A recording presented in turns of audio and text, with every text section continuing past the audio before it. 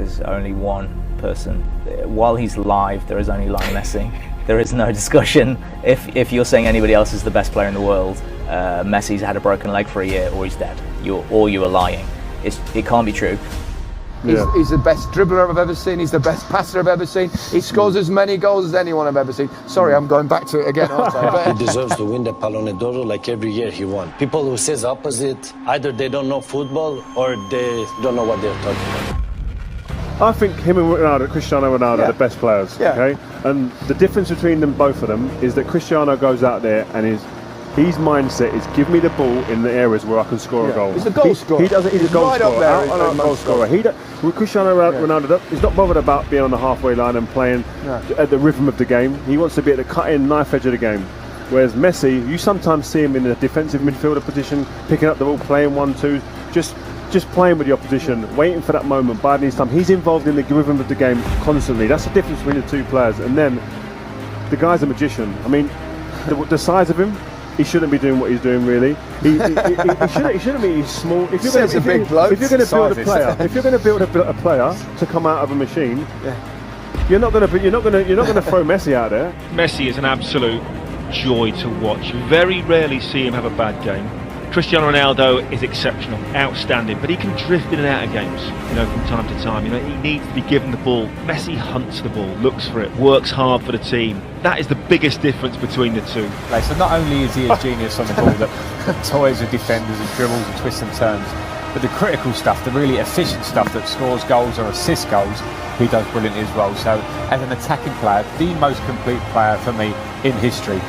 For sure, what I've seen live, without a doubt, that was an absolute... I mean, you can't talk about people that you've not seen, like the Pele for Di Stefano, but and this is just a goal. 44 hat-tricks for club and country. This is liberty. It's out of order. That's too much. I mean, we 50 goals 5 times in a season. It's too much. I mean, his goal numbers, they're up there with the best, aren't they? With they match kind of their goal a game thing of the very greatest players of all time in terms of obviously Ronaldo. We've talked about the big, Brazilian Ronaldo as well, and then you look at obviously Maradona. I never thought I'd see a better player than Diego Maradona, but if you look at, it's not just the goal scoring numbers. Currently, Messi has a goal or assist every 48 minutes. That's pretty. Bear in mind that every game is 95 minutes long. That's almost 2. Every single game. If we were talking like Premier League greats, Alan Shearer will still talk about a goal every 2 games, being that's what a great striker gets. He gets 2 every game. This is an insanity that there's even a debate to be had.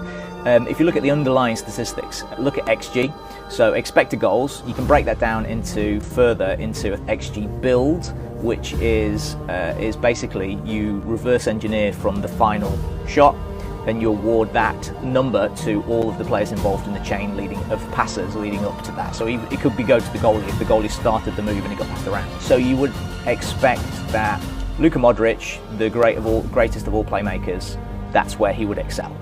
Yeah.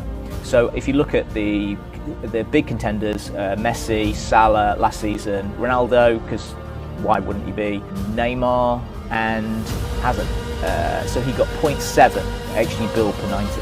And we have, within that group, there's a 0.81. Mo Salah had the worst at 0.2 because he's not involved in the goal, because he's actually just scoring it. So you can't be involved in both of those things. So while Messi had the best actual finishing part, in XG build they remove the value of the final pass or the goal. So you can't be rewarded if you made the assist in XG build. And he still had a better than Modric, as well as having a goal assist every 48 minutes. Where's the argument? No, but people then argue he hasn't won the World Cup, so Maradona, that's what people's arguments are. But I agree with you in longevity, to play at the top level in today's game, how quick it is, the pace of the game, to score the goals, the assists that he has to be in that conversation. But all the best players play in this competition now. It's like a World Cup every year. That's where the best players play.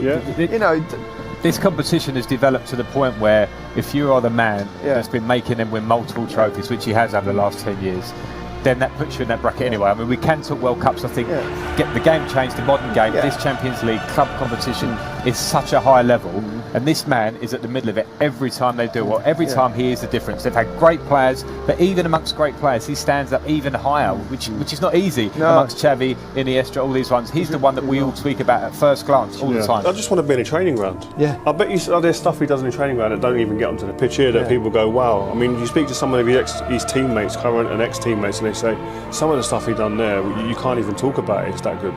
He's always been a team player. He doesn't play selfishly.